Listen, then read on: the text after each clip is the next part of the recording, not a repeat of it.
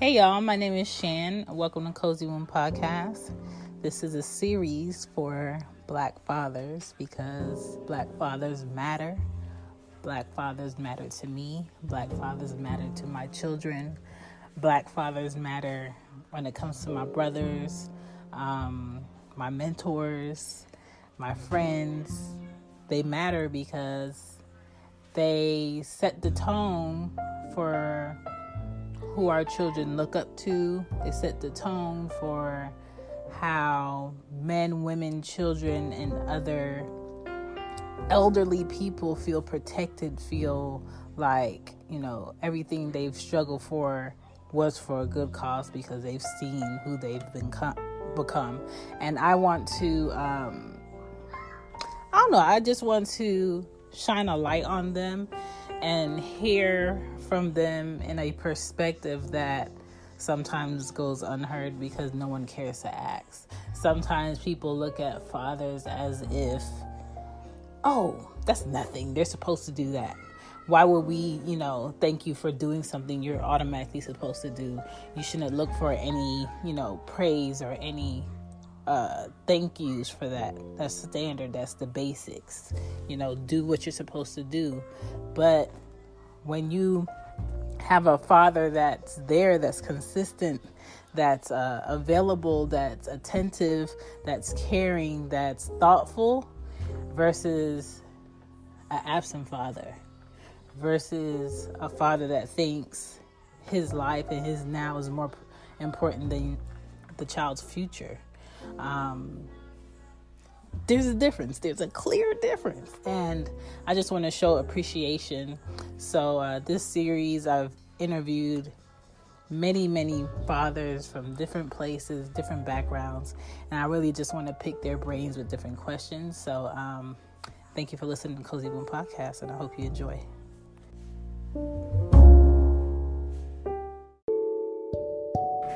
Hey guys, it's Shan. I hope you guys enjoy today's episode. Since we're talking about a new dad on the way, we can talk about some Black-owned baby product brands. There is a store based in Atlanta called Happy Mango that has all things pregnancy needs, pregnancy wants, and cuteness. Then we have Crunchy Boutique, which is cute. Little diapers, cloth diapers, and baby carriers. It should be eco-friendly and made by Black women entrepreneurs. Then you have the Healthy Roots dolls, where you can buy a doll that looks like your son or your daughter. Really cute. Then you have Tippy Tot Shoes, which is another Black-owned company. If your little toddler is taking their first steps, maybe they might need some cute walking shoes. Check them out.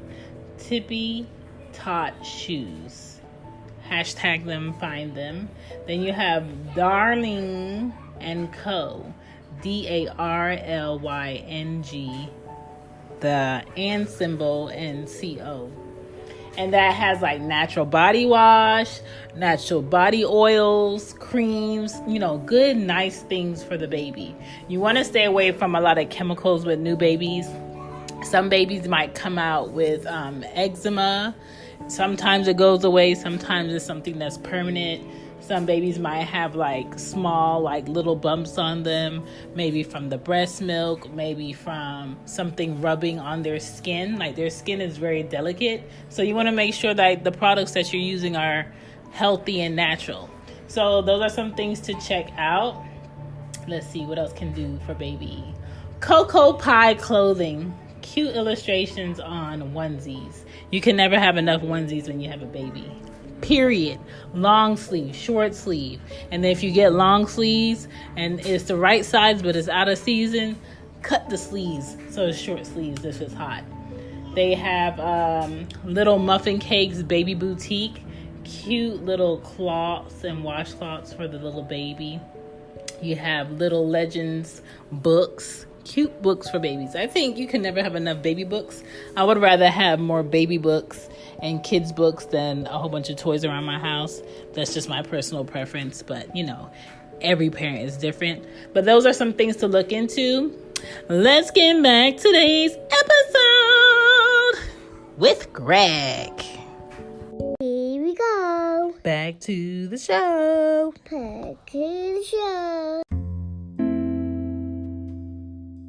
She needs you now. Listen, can you go get this? Can you do this? Da, da, da, da. Having a supportive person for like 2 months after you have that baby is so important. So you need to be there. It's just so crazy to me that we still have like countries across the West that's like, oh, parents have like a year maternity leave. And then here's kind of like, so you just need a couple of days? It's very like, what? But yeah, it's to the point where people are like, they want the daycares and the babysitters to know the children more than the parents. So like, okay, great, you get that. It's like father, we get 2 weeks, and then the mother gets 8 weeks. I'm like, 8 weeks is not enough. Like, give me that 4 to 5 months other countries get, or even a year, like you said. Like a year is enough. And plus, at least in DC, they're talking the daycare is like $400 to $500 a week. So like, where's that money coming from? It's either you got to make that money or somebody stays home. Like, I have a friend who now she's been staying home with her daughter for about 3 years now. But the issue is she stayed home, she got a job, and her husband is working. But now, 3 years later, she has that gap on her resume, and companies are like, I understand you had a kid, but you didn't have to take 3 weeks off. I'm sorry, 3 years off. So now what does she do? She's kind of fucked at this point. I think the need to understand, the need to have compassion for the fact that this family here made a decision that worked for them, and you need to respect their decision. What you should be focusing on is the fact that these are like my abilities. This is the position that I am applying for. Do you want to hire me? It shouldn't be, oh, so what did you do in X, Y, Z time? Do you know the need and the focus that goes into being available for a child from age newborn to 5? Just because you're home with your kids does not mean that it's easy. It is more difficult, especially balancing your time. So definitely, I feel like that has always been an issue. Personally, I got I got 6 weeks maternity leave, and I had like groundhog issues after like 3 weeks. Like, I wanted to go back to work because it was just like, oh my God, today's the same exact day as yesterday. Today's the same exact day as the day before. And so you and her are going to have to balance making each other feel like you are still who you were before the baby came out. Because one thing, just a FYI, is moms could feel like they're invisible, and the only thing that people see is the baby. And then you kind of forget, like, they're an individual and they would like to go out to eat outside of the house, and they would like to go to the movies. But now that you're balancing like this quarantine and the newborn baby and trying to stay healthy, it's kind of like, what can you guys do to also give to each other and then give to this baby at the same time? So you're gonna have to be like super creative with that. Yeah, I agree. I'm hoping that, when the baby gets here, like, her and I have been spending like 4 to 5 months together. And honestly, I've learned so much in the 4 to 5 months that I didn't know before. Some like, things that go on with her pregnancy, but just like her as a person, like, I get to spend all day with you. Some people might get annoyed by that, and I think that's probably why I feel a little bit different from most people about this quarantine thing. Like, I have somebody that I can spend time with. If I get bored, I can just go and bother her, which is like a good thing for me. But as a introvert at the same time, like, I still have to learn her at the end of the day. So if she wakes up and she has a bad day, I'm like, well, I guess we both gonna have a bad day because we stuck together for 24 hours. But I'm taking it in pride. I've learned more about her and pregnancy, reading books, listening to like audio books and podcasts and stuff like that, and just asking the right questions at the right time. Good. That's gonna help you. That's gonna help you a lot. So I do have some like pre-baby questions for you, or some preparation questions for you. So I'm prepared. So this is episode 18 for Cozy One Podcast, the Black Fathers Matter series, and we have Greg. How's it going? How's everybody doing? Greg is a fellow from Young Black Pod, and you can find him on IG. And the topics that they go over are very informative, but we're not talking about his podcast. We're talking about him getting ready, getting geared up to be in fatherhood. And it's just a few questions, just picking your brain, nothing you could prep for. So hopefully we both enjoy it. So my first question for you is your age. I'm 33 physically, but I feel like I'm about 24, 25.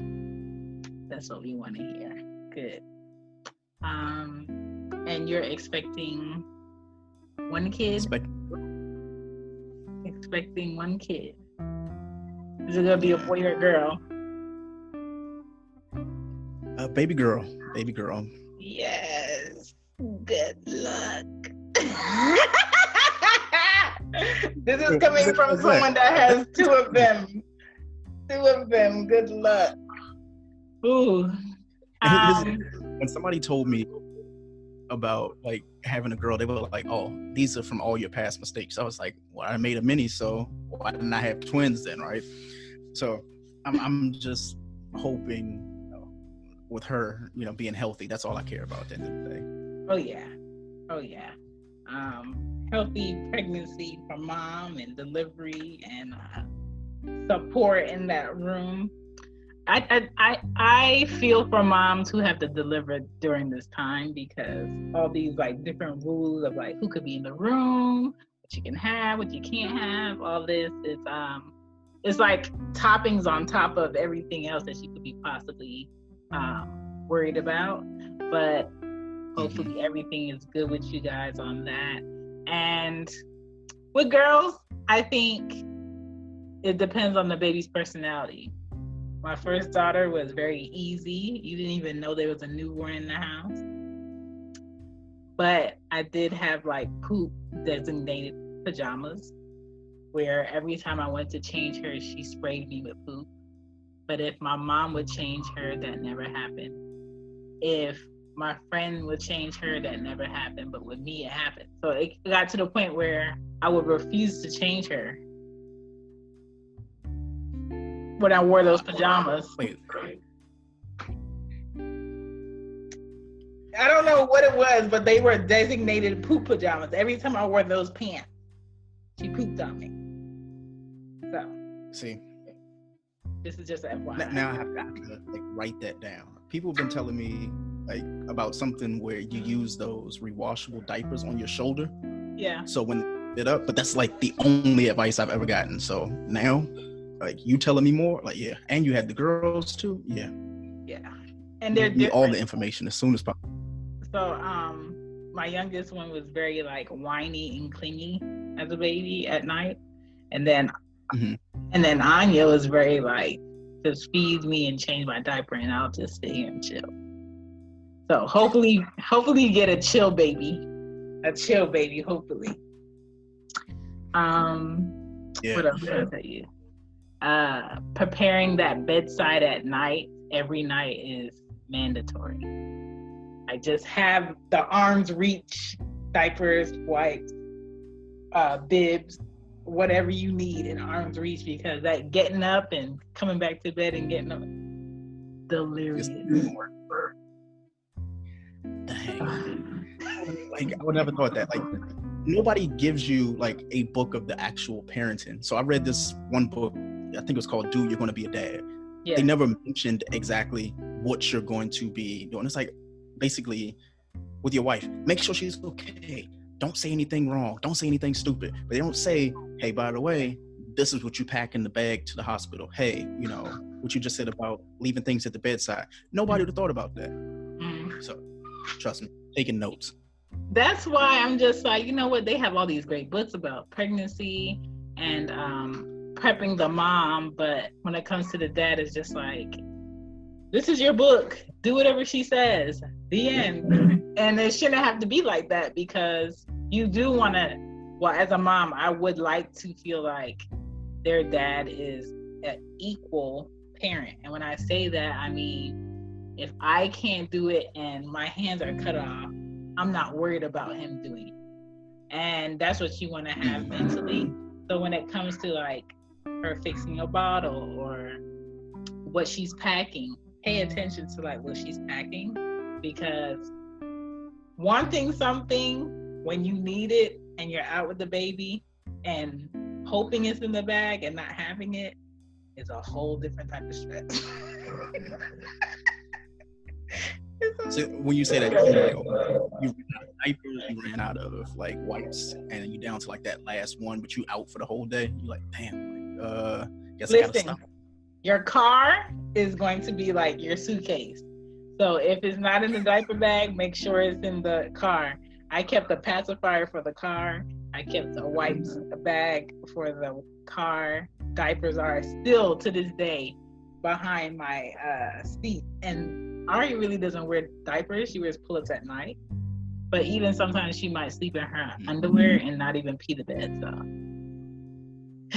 prep. You'll be excellent when you prep.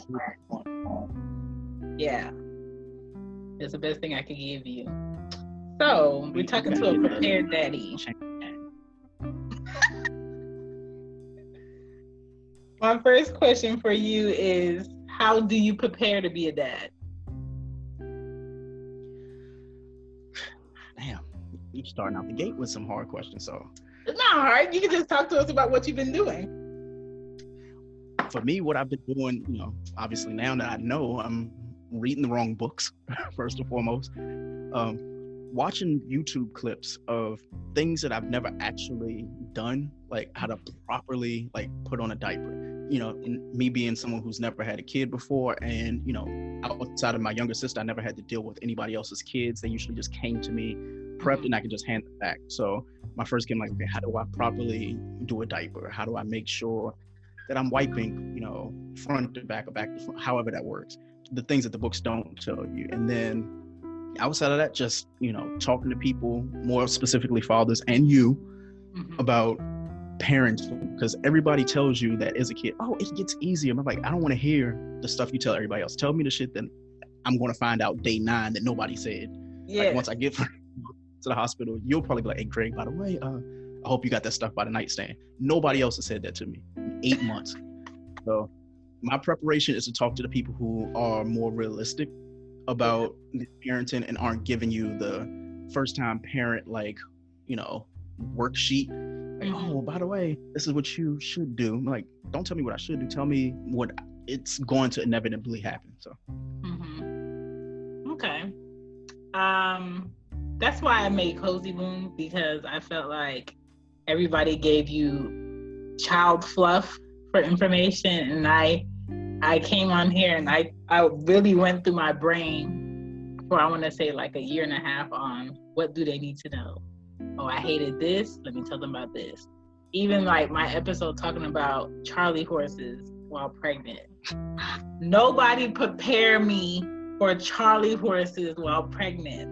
Not being able to stretch how you want when you wake up in the morning, for fear of like having a Charlie horse that you can't like stop immediately. You have to go through it. So I made an episode about Charlie horses, and I think it's all about just being honest. Pregnancy is not beautiful for everybody. If you ask my mom, she had 5 of us. it was all amazing for her. So I tell all my pregnant friends, don't ask my mom about that because she's going to give you fluff. Oh yeah. But my mom is like excellent with kids otherwise. But that pregnancy stuff, oh no. Don't ask her about that. Mm-hmm. My next question for you is, what was your dad like growing up? I'm sorry, what'd you say? What was your dad like growing up? Honestly, he was a little bit more honest than I thought he was going to be. So, growing up, it was, him and I until I was about like 4 or 5 years old. And then, my mom and him separated and he ended up like in another relationship. And growing up with him was honestly the same. He treated myself and my brothers the same. When we got punished, all of us got punished. But for the most part, he was probably one of the most honest fathers that I've ever like seen or heard of. And I'm not being biased, but he's been honest. And it's just really weird that like I can talk to him even to this day about stuff that's happened when I was like 4, 5, 6, 7, and the stories never change and they align. So my father is probably one of the coolest dudes I know. Yes, come on, good dad. Fathering is important to me, as in you, because blank. Fill it in.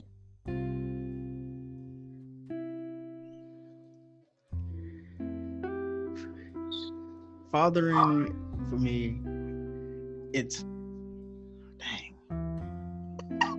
Gonna give me $1 million question after that. All right, phrase it to me one more time. That way I can just make sure that I give you the correct answer. All right, this is a fill in the blank. Fathering is important to me because blank. Fathering to me is important because it makes me know that I'm more than just the man that my wife married. For me personally, I know that we love each other and we have been together for that. But when you add another perspective that, does more than just believe in you and they need you, like that matters so much. And even though she's not here, I already know I'm becoming more responsible. When, my wife and I first got married, it was all right, great. But as soon as she said, hey, you're about to be a father, I was like, oh, okay. Shit, shit just got real. And I have yeah, I got to step up. And, like I said, talking to my friends, more importantly, having that talk with my own father, I guess the way he put it to me is the answer to your question. Like fatherhood to him was responsibility. And we can hold ourselves accountable for things, but when we make those mistakes, it's like there's nobody there to, tell you, hey, you fucked up. A kid, even though they're not telling you physically like, hey, you fucked up, because the error is in the child and you don't want that to happen. So for me, fatherhood is the responsibility. Okay. All right. Women are to be respected. How will you teach your child how to respect, well, I can say herself as a woman? Oh, dang. Why are these not in the book? Why are these not in these books? I didn't even know that you were having a girl, and this was my question. Yeah. So, I guess you'll probably be the first person to know this. So her name is going to be Skylar. So, Aww. I don't. So Skylar, for her as a woman, like I want her to be respected. I want her to be treated as such. And damn, like it's just weird because like you want her to have the best, and she is going to have the best because I was raised by women, so naturally she's going to be raised as by the same women that raised me. And I like to think I came up to be a somewhat decent guy, so I'm hoping that she even surpasses me. Okay. All right. Next question. What dad on film or TV represents who you want to become as a father?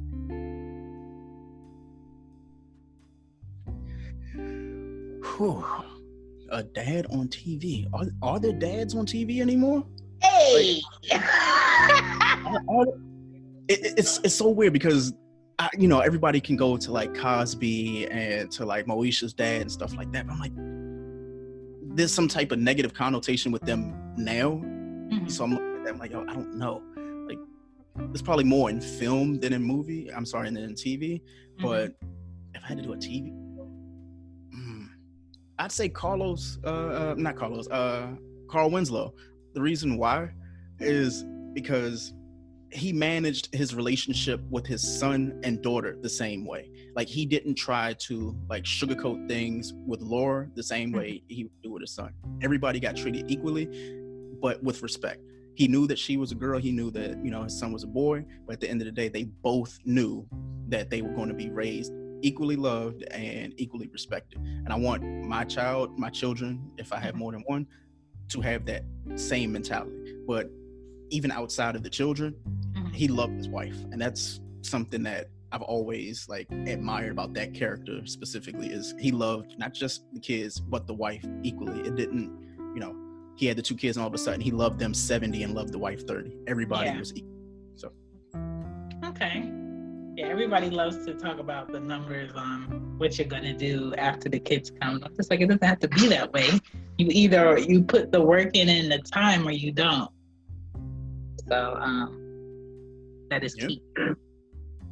Next question. Dads today make me feel that fathering is hard because blank. Because they don't want to do the work. I hear a lot of fathers, and being on a show with like other women, when they tell me about their dad, and you know, I've talked to you multiple times about parents and stuff like that. But whenever I talk to a dad about being a dad, or when I hear dads saying it, I'm like, yo, y'all actually have it easy. The spouse, the wife and stuff like that, they usually pick up the load for you, and you don't take responsibility. You basically like, you assume your 50% is going to be countered by the 50% of the 100 that your wife is already doing or your spouse is already doing. So dads just make it seem like they do much more than they are supposed to. I'm like, it's responsibility you took on when you laid down that faithful night. That's a role that you need to do and honor. So I'm hoping that, you know, guys know that. Hopefully, you know, going forward, I'm hoping I'm the same way. Okay, I'll take that. This is another like list question. Supportive dads do these 3 things. What are they? Supportive dads do 3 things. 1, communicate honestly. So no matter how your kid is going to take the truth, they need to hear the truth. So communicating truthfully and honestly, that's number 1. Number 2, community. Like, I feel like being a father is similar to being a mother, but men still need other men around to hold them accountable for their fatherhood.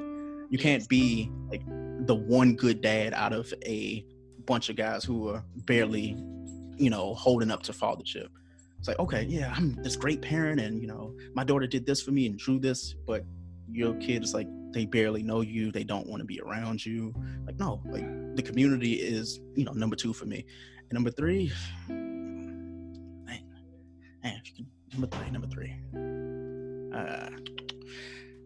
number three would be honesty.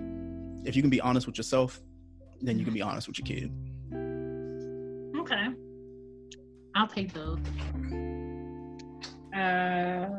You're a good listener, so I think you won't have a hard time with that. What is one of your favorite moments that you had with your dad?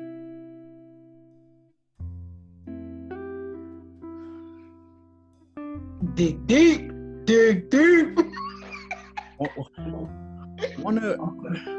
Okay, so this one of my favorite.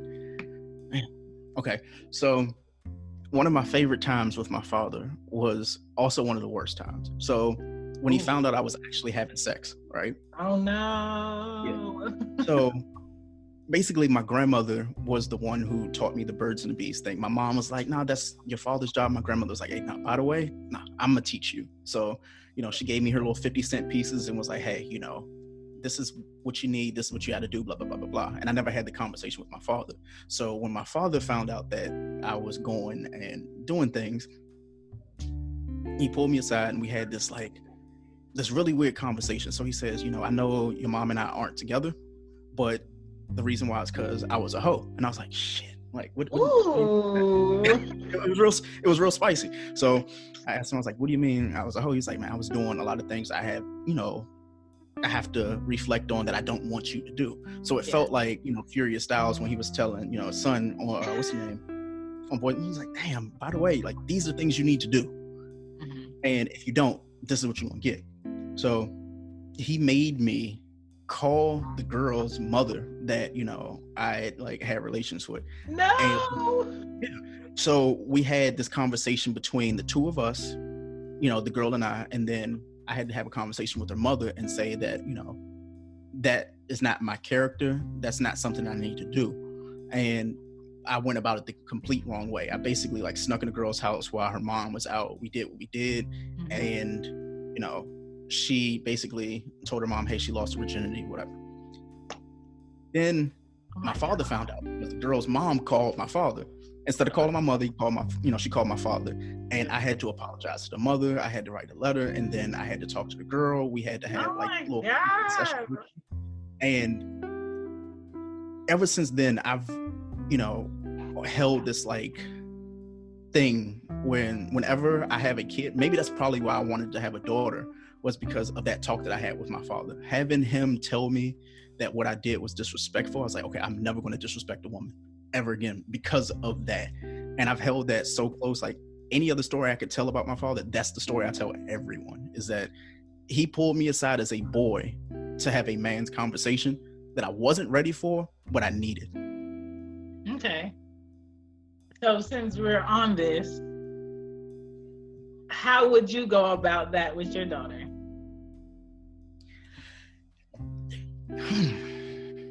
Okay, so, okay. Say if my daughter decided that she wanted to have that conversation with me. If she brought it to me and said, hey, Dad, I'm thinking about having sex. I've had sex and something like that. First and foremost, I'm not going to speak. It's one of those things where I'm just going to be sitting back and trying to take it all in. Because damn, I mean, I can't tell you what to do because either you're going to do it or you've already done it. And you're just telling me, just let me know, hey, by the way, in case you find out from mom or somebody else, I told you. So the fact that she's honest enough to have that conversation with me means that she trusts me just as much as she trusts the person that, she had that situation with. But she trusts me more because as her father, she's like, I know I can go to you and tell you, good, bad, or indifferent, the fact that she can go to me, I'm going to respect it. But in the, on the inside, I'm like, God damn it, my baby. that's my heart right there. What just happened? I wanted this to be a forever thing where, you never had sex or something, and then next thing you know, you're like, Greg, Dad, I got married, and it was what it was. That's just the selfish part of me, I guess, but I would have to go with it. My hope for my girls, and I've been doing this since any point of any question, whether it's with my 6-year-old or, well, I really don't talk to my 3-year-old about that because she can't put 2 and 2 together yet. But my 6-year-old, I'm very honest about my relationships, and she's very honest and blunt and straightforward about her questions. So she'll randomly ask me like, why do you live here by yourself? And I'll explain to her, like, I don't feel like it's necessary to be in a relationship with a man or your dad unless we both really want to be in one. So sometimes it's just easier to deal with people separately. Because I don't want her to grow up and feel like I'm doing life wrong because a man doesn't live with me or I don't have a companion. And because you're going to have a girl, I think it's very important to know that you are going to be her man example. Whether you take that as pressure or not, what you say has to match what you do at all times. So just be super mindful of that. And girls are super observant, even when you think they're not looking or they're not listening. So I think as long as You tell her the things that she needs to hear. You show her how to respect herself and how a man or a boy should respect her. I think she'll automatically come to you about things like that before it happens. So it should be good. Yeah. Well, someone just send it to Aunt Jan and be like, hey, by the way, if I can't tell you, she can tell you. So. Do you feel like you have diaper life down? You said what? Do you feel like you have diaper life down? Not really. Why? Not really. I feel like there's a little bit improvement, you know, that needs to be made. And, you know, we're like a month away. I still have to, I got to work some things out, work some kinks out, read some more books, talk to you. I got to like hit you up more and be like, hey, I'm not feeling this chapter. I'm not feeling, you know, the knowledge that I have. So. My tips on diapering is to always lay out the diaper first. Lay out the diaper and flip the tabs first.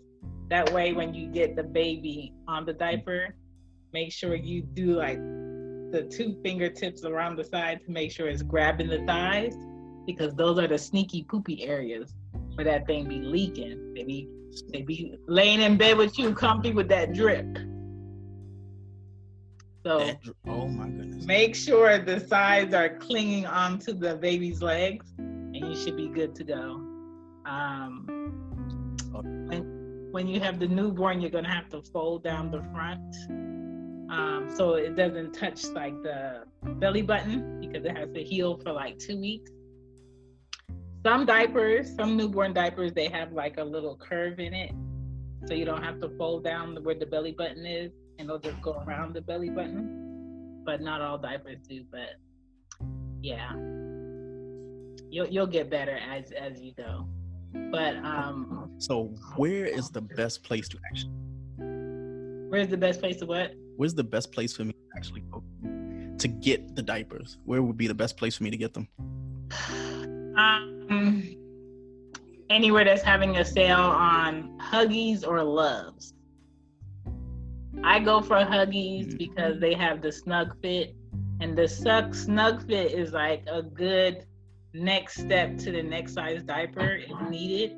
Because let's say if the baby is in a size 1 diaper and you feel like there's no need for you to buy another box of size 1, you want to buy another box of size 2, I would get the size 2 diapers Snug Fit. Because what the Snug Fit does is like it stretches around the baby's butt and thighs, so they can grow into it and you don't have to worry about any leaking. And Huggies doesn't have a scent. A lot of like Pampers brand, it has like a light scent that I don't like. And their wipes, Huggies wipes, that stays wet the longest.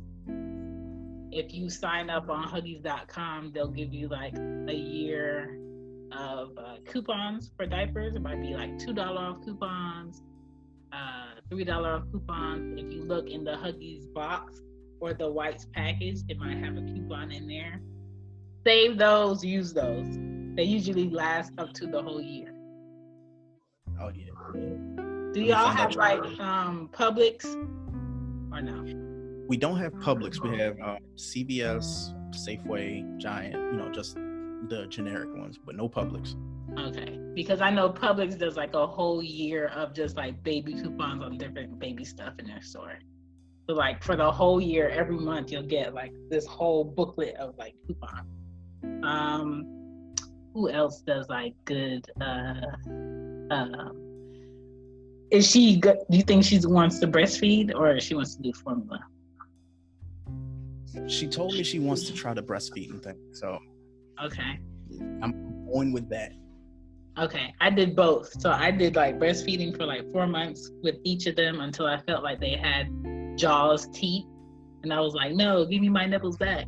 And so after that, I did Similac.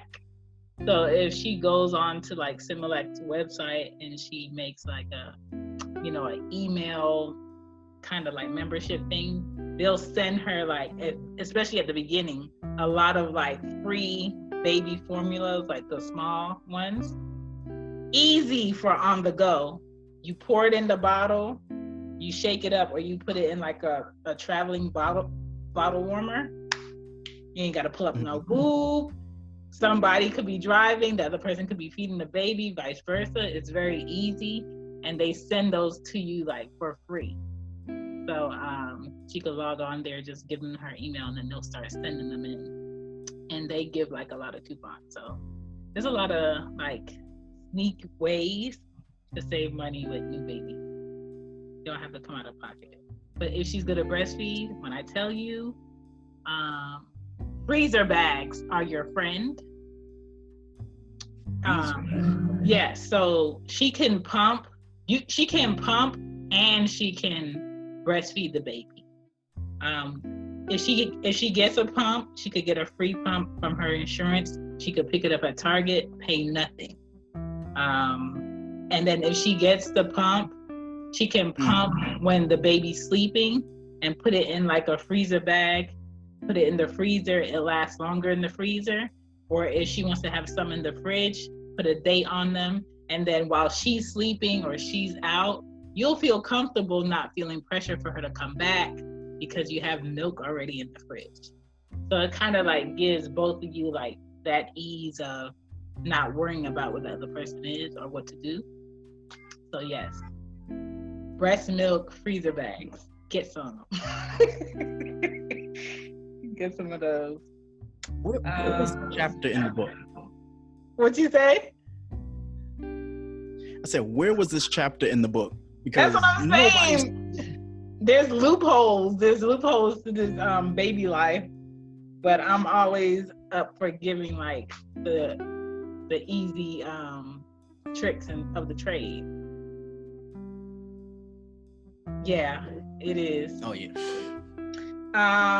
Let's see. Next question is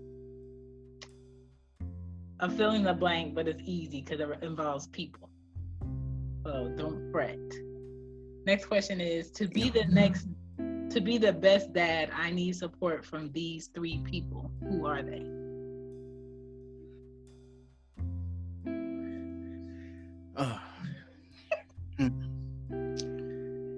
To be the best dad. Okay.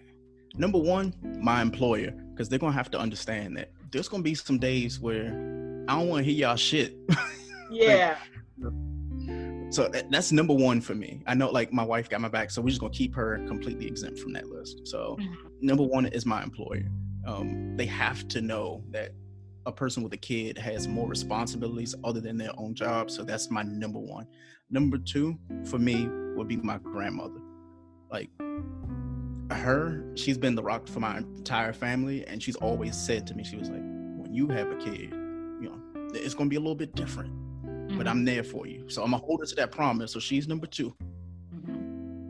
And number 3, it has to be my father, because even though he and I have like a better relationship now that I'm, you know, about to have his grandkid, I want to see a even better relationship with him and his granddaughter, because it's different when you have a son and you're trying to teach him all the things and all the game and all that stuff. But with a girl, it's like, hey, you got to be a little bit more delicate, but don't be too delicate to the point where she's like, hey, you know, that's grandpa, that's papa. I'm like, no, let her go play football too. She want to go out there and, you know, wrestle with the boys, do it.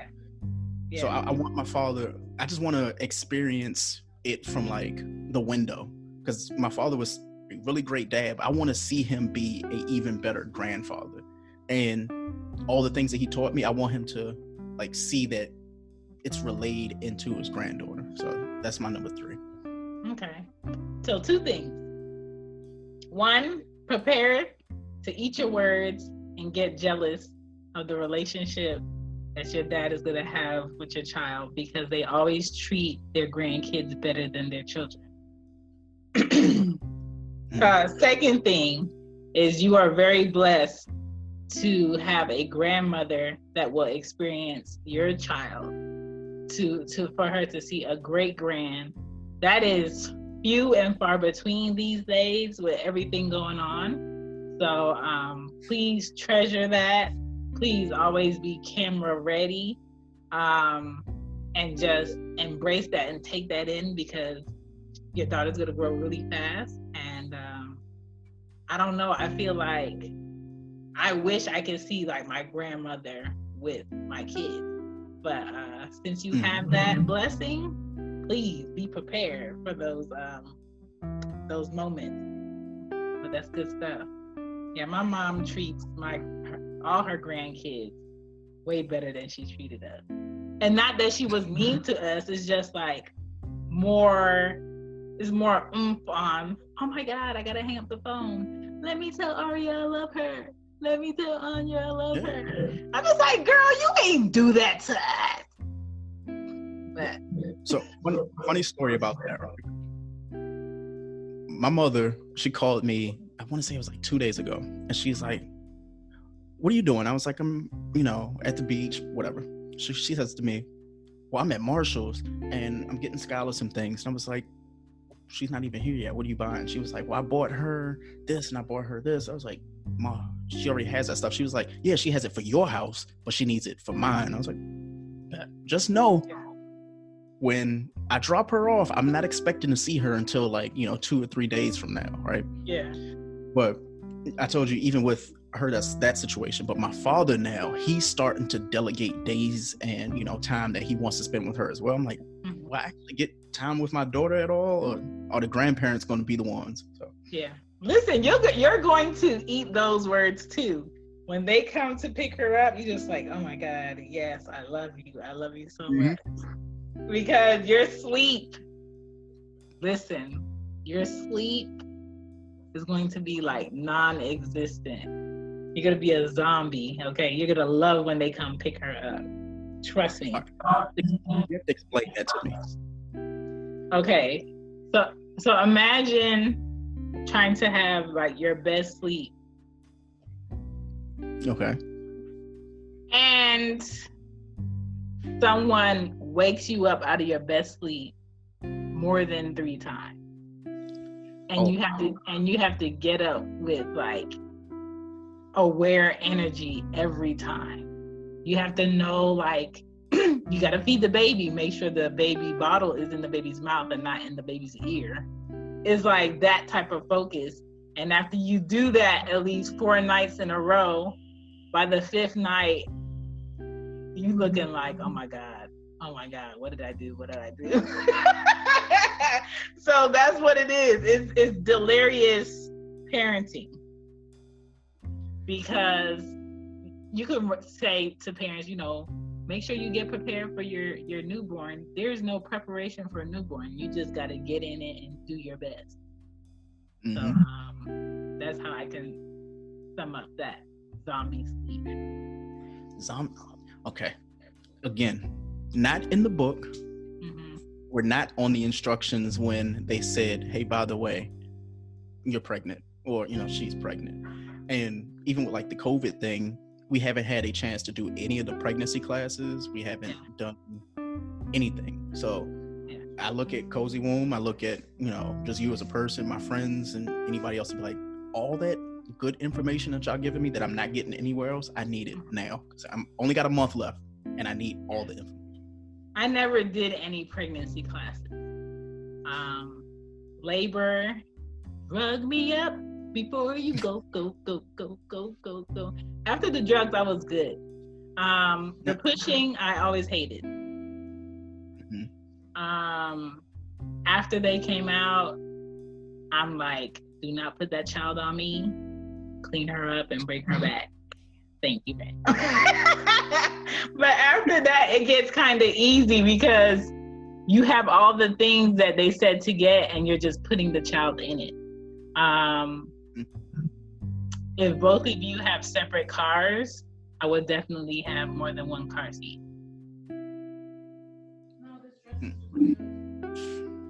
That's my best recommendation. That car seat base is very heavy, but it's very important.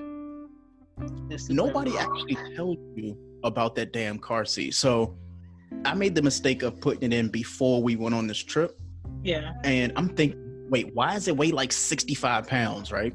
So I put it in there. I do the whole seatbelt thing because you can't go to like a car dealership right now and get it done yourself. So I did it.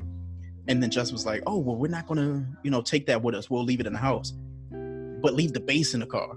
So I was like, okay, I don't know which one is the difference. So we're just going to take the whole thing out. When I say carrying it in there felt like I actually had the baby in it. Yeah. I was like, you know what? Fuck it. It stayed from now on. It's a whole weight. The base, like you said, it's a weight, and it's a weight to hold down the baby in position in the car, which I get is super important. Yeah. But the key is to leave the base of the car seat in the car at all times. That way you can just snap the baby in and snap the baby out. But if you guys have two separate cars, get two separate car seats. One could be I love this car seat. And the other one could be like, it's a car seat. So don't go too splurge-ish on it, but it's needed. Yeah, that's the best thing I could tell you about that. I definitely need to know that. Like on our list of things that we were supposed to get, I started back in February. I bought some brand called Chico. So I bought the like stroller that's supposed to be like one of those ones that you grow in. I don't know how good that is, but it said, hey, it's from newborn to like 8 or 9 years old. So it's like, great. I ain't got to buy another one for like 10 years. So listen, if your child needs a stroller at 8 or 9 years old, you have a whole nother issue. Yeah. Well, that's the thing. It said it was like, all right, from 8 to 10, like what you do is like one part of the seat comes off and then it becomes like a seat that's in the car and then you just remove the base. So I'm like, all right, cool, I can do that. Yeah. The issue was the price. Nobody tells you how much this baby shit is until like either you look online at the actual price or it's on your registry and you're trying to explain to yourself which family member's gonna buy that. Yeah. Because I was like, wait, the crib itself was like $100. The stroller, I think that stroller was like $320, and I couldn't justify asking somebody else to buy it. So, well, put it this way: your first kid is going to be the kid you go like buku on. If the second kid happens, you're gonna learn all your lessons, and that kid is not really gonna get all the great stuff because you get more realistic as they come. I was blessed with great friends that purchased the jogger stroller. The jogger stroller is something that looks fun, it looks cool until you try to fit it in a regular trunk and it's just like, why did I buy this? The best thing that I liked with my second daughter is the Graco like foldable carrier, like push stroller thing. It's not really a stroller because it has no seat, but you take the car seat out the car and you snap it in, and it's lightweight, it's easy to fold, and it has like an undercarriage that you can put like your bag in or whatever you're carrying, and it has like a holder for your cup, and it's very easy. So I would say get that and just use it. Great for traveling, especially if you're going in the airport. You can just have it when you get to the gate. It folds with like one button. It's not very expensive. The strollers, they try to get parents off of looks, off of, if you have another kid, you can stand back here, but you have to think realistically, what do you guys want to do with the baby? And does this work for y'all? Does that work for your car? So that's more so that part. But every year the strollers get more fun, and you don't get to enjoy them unless you're having a baby every year.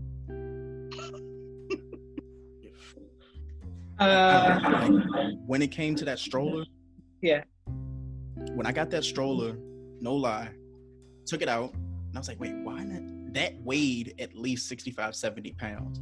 And like, I know you said the jogger stroller, the one that I have has like all those little compartments, has like, I don't want to say it's mechanical, but some type of sunroof that goes over the baby, and then there's another one that goes in the front of that. Yeah. I was like, what? None of this shit's supposed to be on there. It's really high tech, right? But the one thing I was thinking about after I made the purchase was the airport and carrying that in. Like, will TSA actually allow it to go through? Will, they damage it when they put it underneath the plane and stuff like that? Okay, whenever so we can fly. Let me tell you about that.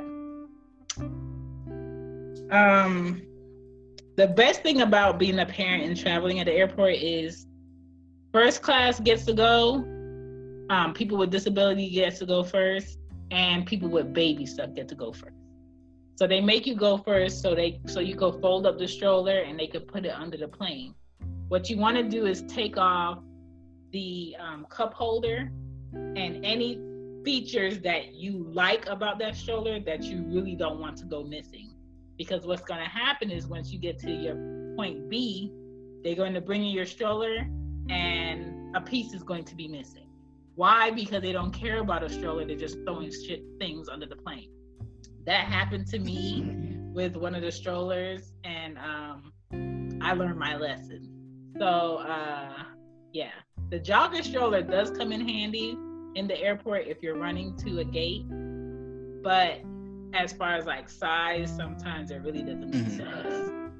But that foldable Graco one button one is like excellent for traveling with.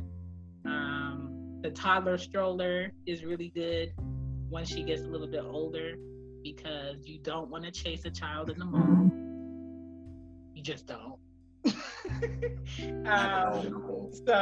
But one thing I do like about the stroller that you got, being that it covers from the front and the back, is this virus and older people feeling like they can just come up to people's children and be in their face. She's protected. So, nobody has to be like on her. So that's good. Yeah, I thought when I first it reminded me of when Michael Jackson held that baby blanket over the roof. Like, it's like, oh, great, it's completely protected. I can live with that. So hopefully, the money that was spent on it lasts long. My issue is, who do I pass that on to? Like, once the baby becomes like a toddler and a child, do I pass it to a sister or who? I always held on to my thing until I felt like, you know what, I need the space and somebody else could use this. I'm not going to use it. So I've given strollers to neighbors that had new babies. I've given carriers. That carrier is A1. I hope you got like a bajon or something for her to wear the baby. Lifesaver, okay? Yeah. But you give the stuff away eventually. And then if you guys have another kid, then you just buy what you think you really need because you had like the experience. But if you think you want to have a kid, save the things you really love. But that's my best advice for that. You gotta have like sponsors. You gotta be like, hey, this episode was sponsored by Greco and Chico and all them. Good grief. Yeah, man. None of this stuff was in the books. Nobody tells you, hey, by the way, a jogger stroller is a little bit easier. Similac, the freezer bags thing, mind blown. Like, I don't know how you nobody guys told know me about that. Yeah, the freezer bag saved my life. Like when I wanted to take naps because I wasn't getting sleep at night with Aria, I will go to sleep. My mom will just take a freezer bag out of there, put it in some warm water that she boils. It would defrost. It will be warm enough for the baby. Put it in a bottle that looks like a breast nipple to fake them out. Done. Oh yeah. She didn't wake me for nothing. So, there's tricks of the trade. So when is this best-selling book that you're gonna come out? When is it coming out? Because I need to buy it, and I need it autographed. I need like all the detail. That's an idea. I need to work on that. I haven't done one. I gotta work on that. So, since we're on the topic of baby stuff, how was putting together the crib?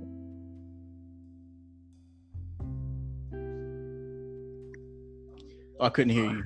How was putting that crib together? Absolutely trash. Nobody should ever buy a crib and not be able to have somebody like build it for you, that shit had 184 screws. I counted. Some were long, some were short, some were wide. I was like, all right, great. So it was like, put screw A into, slot 1A. But then it was like, but there's 4 screws. So I'm literally like spacing everything out on the floor to try to figure out which screw goes where. Yeah. Then after I figured it out, I realized, damn, I actually have the piece that goes on the screw, like onto the crib, backwards. So I had to unscrew everything, put it back together, and lay it back out. So 3.5 hours later, the crib is ready. I was like, dang, this is nice. And then my wife was like, you got to do the crib too. I'm not the crib. What do you call it thing? The little dresser. So I get the dresser. All in the same day? Same day. 200 plus screws. On top of that, it had this weird, it had like a little square thing around the top of the crib. Not the crib, the stroller thing. So you could put the mat in it. So when you're changing the baby, it's, so they won't fall out. Yeah. That took 3 hours. Oh yeah, I remember. We put the nursery together and then. Go ahead. Yeah. So we put the nursery together. The crib's done, the dresser's done, and we're starting to get these gifts from the registry, right? And she's like, "Well, I want to hang up this poster. I want to hang up this painting." I was like, "Cool, whatever. Do whatever you want to do." And then she's like, "Well, I want to put the stroller together. I want to put together the playpen." I was like, "The baby's not even here yet. Like, that stuff can wait." So I told her, I was like, "Pick one, we'll put it together." So we did that little 3-in-1 stroller crib type of thing. So what happens is there's the stroller that you can end up putting in the car, and then you can also put it in the playpen that she can play with. It's something that like folds out or whatever. Mm-hmm. The instructions for that took me so long to read because it was like, you got to press this tab in the front and this tab in the back. But the thing is, they're all all the tabs are. Who puts tabs under like the cloth? Nobody's knowing where the fuck that is. So when you were saying to leave the base into the car, I was like, all right, great, cool, I'll do that. Now I got to worry about clicking them tabs to make sure that it aligns. So just to me, let me just leave that whole shit in there at this point. So I never had a crib for either of my kids. I knew off bat that I can't do a crib because I like moving furniture around a lot. But what I will do is a pack and play. A pack and play is very easy eventually to fold down because it has the tabs on the side that you're talking about. You could clean it better. The kid can grow into it. It has now parts where you can change the baby on top of it, and they can play on the top part once they're infant. Once they start getting a little bit bigger, you can lower it, and then once they start climbing and stuff, you can just put you can put the pack and play outside at the park, throw it in the trunk, travel with it. It has its own bag. So I knew off top that I wasn't getting a crib, I was getting a pack and play. $69, can't beat it with a stick. I would.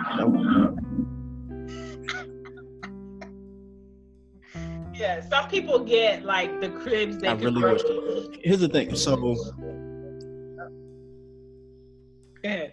Just told me that we were doing this crib thing. So we got the crib, right? Mm-hmm. Only to find out that we got gifted a bassinet. And I've been trying to figure out for 2 weeks, one, the difference, and why do I still need the crib if the baby's going to be in the bassinet? And two, why do I even need the bassinet at this point? Like, do I need both? Do I only need one? The bassinet is going to be short-lived, is what they're going to use if you want them by the bedside and you don't want to have to keep getting up and going to the crib. My thing is like, I'm not getting up and going to your pack and play during the night. I had her in the middle of me and my mom. I didn't have a bassinet. I just had her in the middle of me and my mom because I know I sleep in one space. I don't move around a lot, so I wasn't worried about it. Yeah. And also, girl, you think I'm about to keep getting up throughout the night? No, I'm about to tilt over, give you one of these titties. You about to get this food. Mm-hmm. I'm gonna burp you, and you're gonna go to sleep. And that's what I did, because I was just like, I'm not making no bottles. Like, I already knew what I was about to do. So, yeah, the bassinet stays by the bed. The crib is like, throughout the day they're napping. Put them in the crib. You're doing stuff. Put them in the crib, because they're gonna grow out of that bassinet really fast. So that's the difference. But yeah, if you would have asked, I would have told you not to get a crib. I would have told you just to get a pack and play. But that's the thing. Every single person I've talked to, every book that has said something about like baby stuff to get, there's that laundry list of shit that you're probably never going to use. Like, we went to Marshall's, right? And Marshall's has their little baby section, and they had 12 bibs, all with like holidays. So it's like baby's first Valentine, baby's first St. Patty's Day, baby's first Christmas. I was like, okay, it's only like $6. I don't need it, but I see everybody on Instagram taking the photos of like 1 month, 2 months, 3 months. Yeah. Why don't I just get this and just call it a day, right?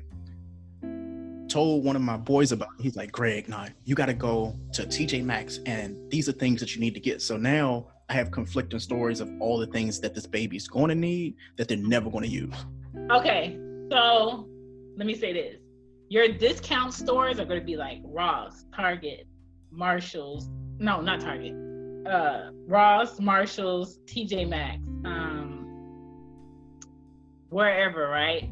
They have the best deals on baby stuff, because their focus is not baby stuff, but they happen to have discounted baby stuff. So always rack up on their baby stuff. Then if they don't have something, then I would say go to Target or a Walmart. Walmart is going to have the least amount in price. Target is going to bump it up a little because it's cute. But Target's clearance section, y'all got to learn to shop in season. So let's say like you have a newborn now. If you think 9 months from now, what season is it going to be? Go into the baby's clearance section and get those clothes. If it's summer, by the time they're going to be 9 months, get summer clothes for less money. That way you don't have to pay full price. As a mom, I learned to shop out of season. So right now is a perfect time to be shopping for fall, winter clothes. I just bought the girls 2 coats totaling, I want to say $43. And it's summer, it's hot in Georgia. So you just have to learn when to shop and what to look for. But Target has a good discount section for clearance stuff. And they have blankets, they have,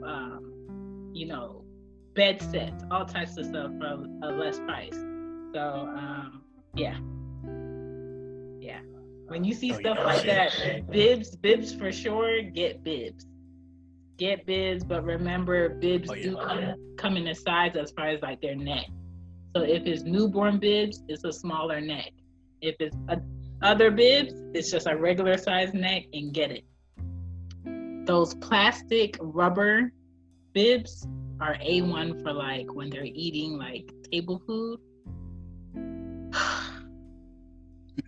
I hope that you are blessed with a child that makes sure most of the food gets in their mouth, and not my second child that makes sure she feeds the floor, because she feeds the floor.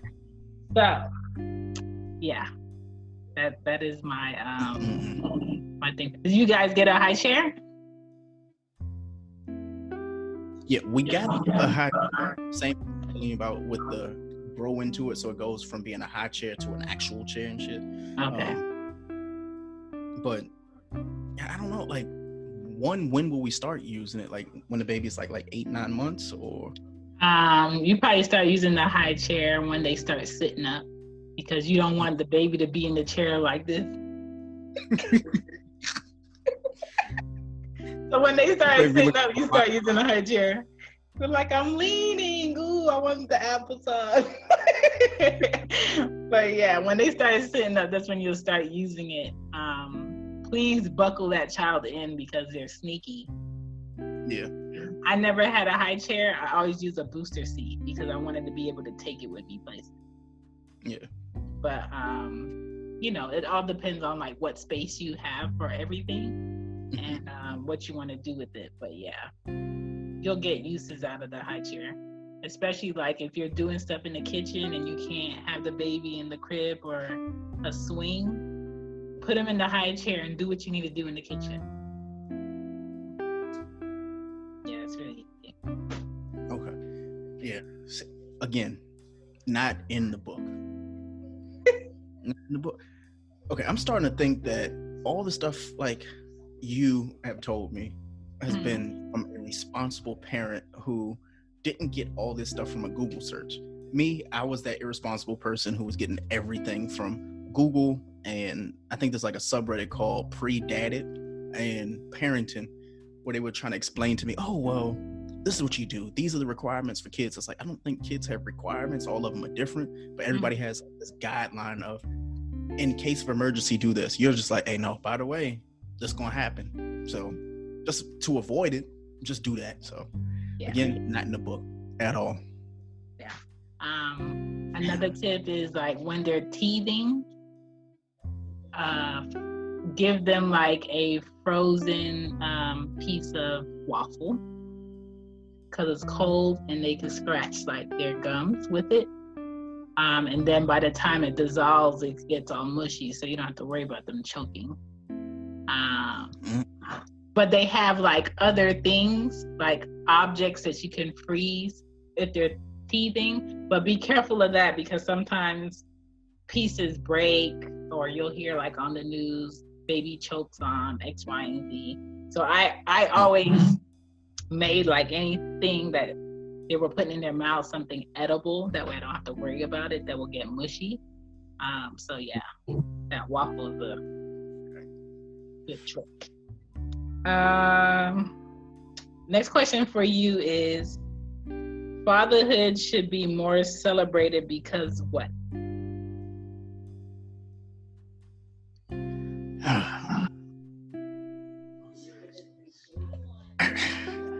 I don't know yet. I think that's like one of those questions where like I haven't experienced it yet, and it's still kind of weird. Like I think people just starting to say it to me just because it's like a thing. It's like, accept, hey, happy Father's Day. I'm like, I'm not there yet, but thanks. So, if I would to say it, like, fathers should just be celebrated for, not doing the bare minimum, but exceeding expectation. Like, see it as like an evaluation for a job where you already get paid the ultimate sum being the baby. So you're not going into it expecting a raise or something like that. Just basically do your job, and you're rewarded by how your child is and how your child is raised. So that's my like answer for now. Next year it's going to be a completely different answer, I guarantee you. It is. It has to be. You gotta be within the experience, but you are like prepping for it. I think a lot of people forget, like when you have a supportive dad from the moment of I'm pregnant up until like the labor, that dad is also getting mentally prepped, physically prepped, financially prepped. So that is also a part of fatherhood, and that's why you should be able to celebrate Father's Day. That sweat you put in putting up the crib, the sweat you put in putting up the dresser, just doing those small things. Because I remember being in tears and calling, my daughter's dad and telling him, like, I can't put in the diaper changer part on the packing plate. Can you come put it in? And he just said, it's not important. But at that time, it was important to me. So just doing like small things like that is like a big help. So celebrate it. My last question for you is fill in the blank. Very easy. I am excited about being a dad because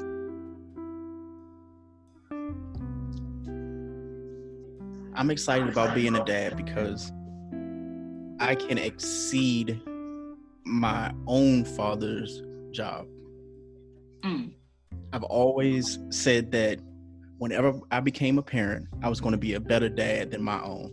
And it's not, it's not a knock to him. Like, he did what he was supposed to do for me, but it's like, now I have to one up him because he raised a man. I'm raising a young lady to be a woman. So the jobs and expectations for me are already a little bit different. But I just want to know that he taught me some, but the shit I did completely different. Like so I just want to one up him a little bit. But he's still gonna try to win.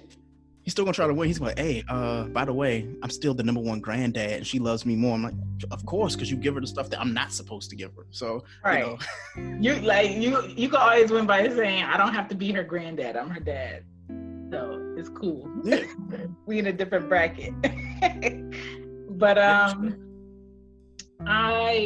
feel like just being supportive. Yes.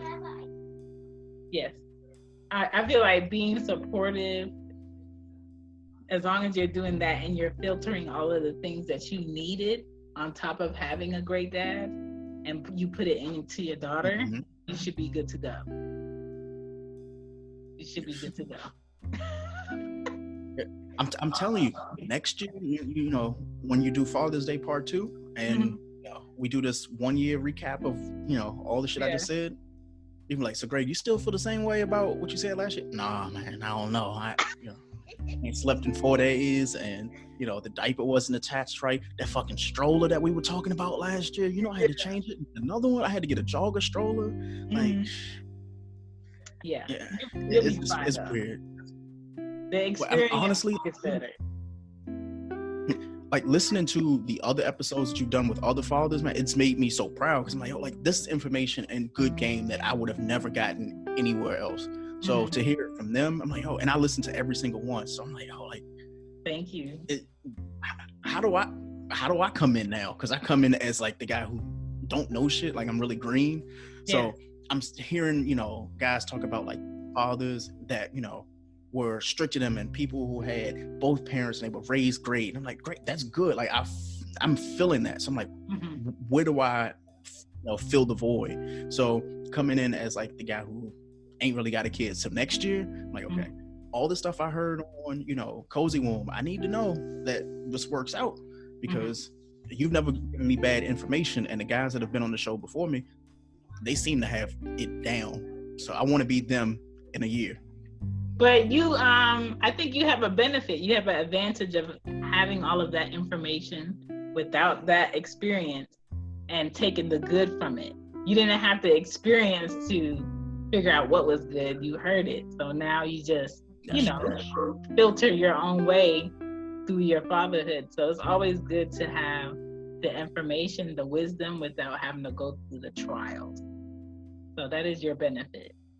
But just thank you for just bringing the joy back into being happy about having a child and being a part of a child and preparing for her life. And I hope the labor goes good. I hope you enjoy that experience and get your rest, okay?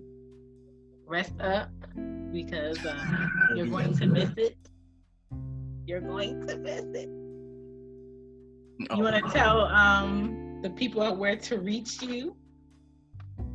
Yes. So you can reach me at the podcast webpage at Young Black Pod on every single platform.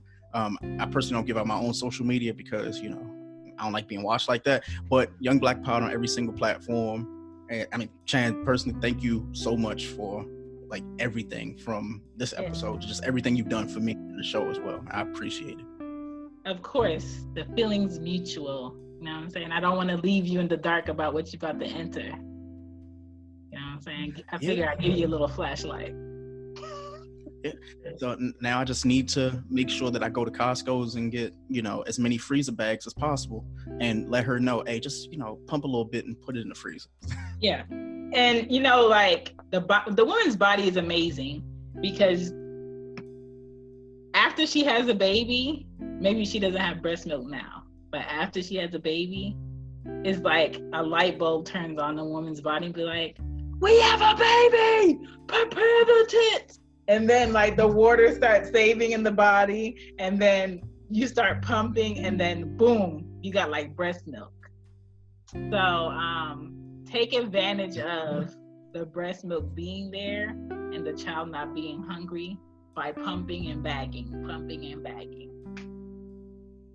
And also, if she wants to have a drink that she hasn't been able to have in the last 10 months, take advantage of the fact that there's already milk pumped, and then she can go ahead and allow the alcohol to get out her body before she pumps again for the baby. She got on me today about that. And I know but we took our maternity photos today, and I had my little glass of bourbon or whatever, and she's like, "Must be nice." I was like, "Okay, I don't want to start no shit." So, I'm sorry. I was trying to get, because I'm not really photogenic. So I told her, I was like, I just need to get a little sip to, pose and everything. Yeah. She's like, "Must be nice." Oh, I guess so. So, for the next month or so, I just gotta play it easy. Don't get killed, by her or say the wrong thing. Yeah. But I'm definitely Similac. I'm telling her about that. We're gonna have to talk about the breast pump again, and these freezer bags. That's like a light bulb moment. So. Yeah. I want to say the brand is lact something, but it's breastfeeding freezer bags. If she goes in like the baby section in Walmart or Target, they should definitely have it, and it'll tell you how long you can leave it in the fridge, and it'll be good. And if you leave it in the freezer, I think it could last up to 6 months. So, saying some people pump and sell their breast milk. So, do what you need to do. Yeah, man, but this was good. Thank you for doing this. Thank you so much. I'll talk to you soon. Peace, sir.